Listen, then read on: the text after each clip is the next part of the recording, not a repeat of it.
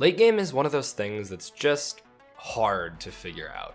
We spend so much time as junglers focusing on how to gank, how to clear optimally, and how to push our leads early game, all of which are valuable skills. But you can't close every game out at 15 minutes, and you'll find that none of these skills really matter at all when you're trying to win later on. How often have you started a game out with 5+ kills, and then you just lose? Not knowing how to carry on after the laning phase is over is a really common issue, and I see extremely fed junglers toss their leads away all the time without even noticing it. Today we're going to be diving into the ways that players mess up carrying their endgames. Improving these skills in your games will improve your ability to drag your bad teams across the finish line, so let's get right into it. Let's take a look at a Vi game first. We're not going to tell you the ELO as we want you to guess it based on what's happening around the map.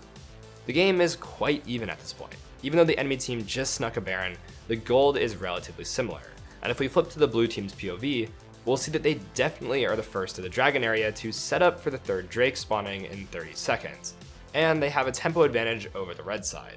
Ryze just got mid push, and Rakan is securing vision. With those two factors taken into consideration, do you think that farming Raptors here was a good thing? Yes or no?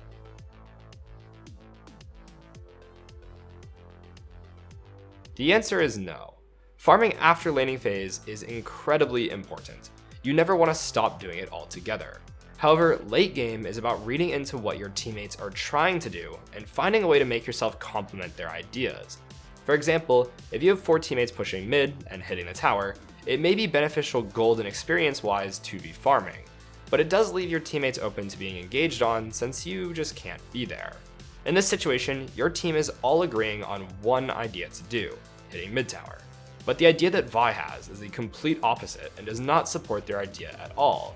Because Vi is farming, pushing tower becomes a bad play automatically, even though it might be correct if she were to join. The problem is that it's impossible in solo queue to rely on 4 random teammates to recognize that their play is now bad. What ends up happening is that the play is forced regardless, and then everyone blames each other. Vi thinks her teammates are stupid for doing it without her, and her teammates think she's dumb for farming her camp instead of coming. To avoid this, we pretty much need to acknowledge that our team will just do things that are bad. They will not play around you, so it only makes sense to play around them.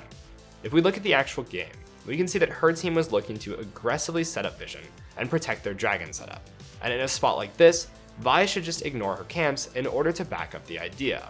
But she failed to recognize her team's goals, and because of that, could not support them. Now that we answered the should Vi do something else because her teammates are doing it anyways question, we need to ask something else that's very important. Should her teammates even be contesting this dragon in general? The answer is no. Just how her Ryze, Rakan, and Zeri all had an idea here and were following through with it regardless of their teammates, Nasus also had a completely separate idea of his own. Looking at the map, we can see that he's just pushing top. Once again, it's not worth trying to force Nasus to play around us and group up. We can only try to play around what Nasus is doing already. Because of this, contesting the dragon at all becomes an absolutely terrible idea, and in the game, we can see just how it went. They forced a fight at a numbers disadvantage, and Vi willingly took the Rysar, pretty much dying instantly. So what was the fix here? I said that Vi shouldn't be farming her camps at this point, but what should she be doing instead? Now that we know her teammates are going to invade the bot side jungle, and that Nasus is pushing top, it seems harder to decide as those two things do not align with each other. However, I never said that Vi should actually come to the dragon itself. Supporting a play doesn't necessarily mean that you show up directly to it. Oftentimes, it just means using the pressure that your team gives in order for you to do something. Part of the problem with Nasus pushing top is not the fact that he's actually in top lane, it's that he's not pushing top fast enough. If he were already at the tier 2 tower while the same things were happening, the enemies would be forced to make a decision. React to Nasus and give up resources for the dragon fight, or ignore Nasus and try to brute force the dragon while losing their inhib.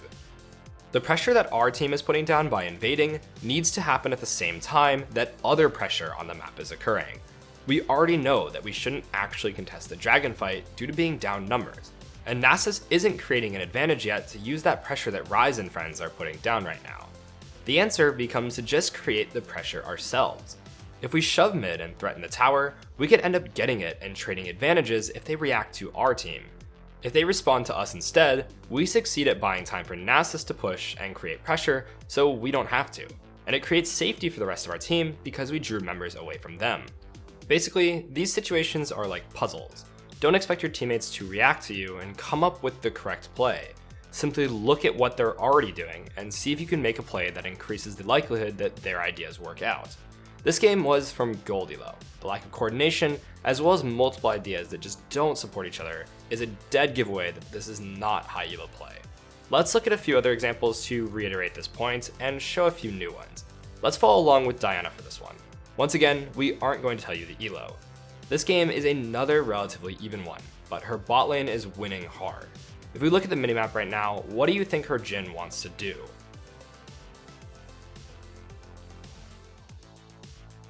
He's walking towards mid wave, and that pretty much can only mean one thing. He's trying to push it in. To support this idea, we want to protect him somehow. Being in the area to prevent any enemies from running him down seems like a logical conclusion. However, if we think about everyone on the team and what they want to do, you'll notice two stragglers in base coming back from their recalls. With this info, should Jhin even push this wave in the first place? The answer is obviously no, but again, we can't stop him. We can ping, but that doesn't guarantee anything happens. So how do we play around this in the most correct way possible? We can just try to be in the area, but also work on another important thing at the same time in case Jhin ends. Right now, Dragon is down and Baron is up, so topside vision control becomes the most important to set up. If that's not possible, this is the time to go farm your camps and just wait for everyone to get on map, and for more pressure to be applied before you do anything. With that being said, it now makes absolutely no sense for Diana to be in the area at the moment looking for a fight. Not only is it on a side of the map that doesn't matter at the moment, her teammates are in base, and Jhin is already done with his objective of pushing the wave. She's not supporting an idea at this point, she's forcing teammates to try and play around her, and you can see that it goes absolutely terribly as a result. There are two main lessons from this short clip.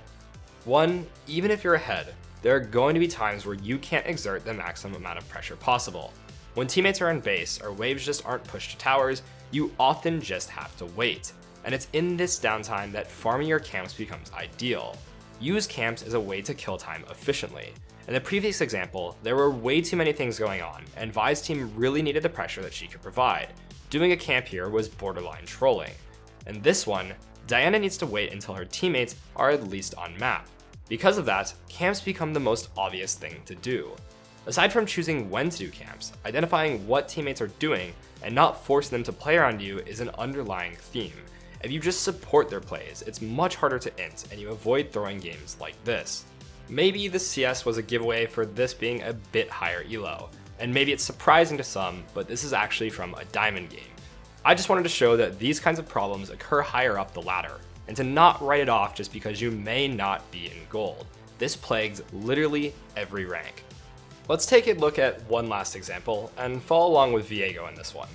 The first thing I want to take note of is that Dragon is about to spawn, and that Viego's Corki is absolutely massive at the moment. He's 3 items plus boots to Syndra's 1 item in boots, by far the strongest person in the game, and has a build meant for ranged poke. This kind of build is definitely amazing for setting up objectives, since you can just rain down missiles on anyone that tries to enter your space. So if we pause here and think about what the team wants to do, no glaring weaknesses stand out, right? 4 members of the team are helping set up Dragon, and 1 is top matching the enemy top laner. You might initially think that, but this is where we need to show that it's not always just about knowing when to be with your team and when to pressure, you also need to know how to do it. In this case, we are contesting Dragon from the bottom side. The issue with this is it leaves the enemies a straight shot to begin to pressure something that we have a really hard time responding to: mid lane. When it comes to setting up objectives, one of the most important concepts is limiting your opponent's movement options. We can do this through vision a lot of the time. Just knowing where people are coming from is often enough. However, even better is pushing a wave. Not only does it provide vision because your minions act as wards, you also create a situation where you corral your opponents into having less ways to move. It cuts off all the entrances to river from mid and forces them into a more narrow path that's easier to react to. Without doing this, the enemies have a lot more options. In addition to the previous pass, they now have multiple other choices to use that makes it harder for us to respond. Because the team ignores mid wave while setting up this dragon, we lose full control of mid, and subsequently we have no information on where people are and can't accurately decide how to approach. Even though this fight should be easily won based on how fed our Corki is, we actually get pushed out of dragon and lose it while just barely going even in the fight, just because Corki ended up taking a lot of damage initially and Viego was on the complete wrong side of the wall. Neglecting correct setup and not pushing out waves before objectives is a good way to just lose, even if you have everyone that needs to be involved. The point is that it's just often very difficult to know what to do, but by focusing on 3 things, playing around your teammates, looking for alternative ways to create pressure other than going directly to the fight, and pushing out waves before objectives, you can easily improve your gameplay with very little effort. So you might be asking yourself, why go to SkillCapped.com to improve when I could just watch YouTube guides or play the game? Well, let me show you. Let's say you're a jungler who's struggling to climb the ladder. Not only would you get over 40 site-exclusive courses for jungle, but maybe really what you've been struggling with is ganking as a jungler. Well, we got you covered with 4 different courses breaking down how to gank when you're jungling. Not only do we have the largest catalog of guides for League of Legends in the entire world with over 1,500 videos to watch, but these are then curated by the top coaches and players into courses on every skill and topic you need to master in order to truly improve and climb the ladder. If all of this wasn't enough, we haven't even touched on our catalog of over 700 Smurf commentaries, where a challenger expert shows you how to climb out of your rank and you're guaranteed to get any questions answered by them directly. Not to mention, we're the only service to offer a rank improvement guarantee. If you don't climb at least 5 divisions while actively using SkillCapped, you can claim a refund, no questions asked. So what are you waiting for? Head to SkillCapped.com and get the rank you've always wanted. Link in the description below. We'll take more deep dives in the late game in another video. But until then, thanks for watching, and we'll catch you in the next one.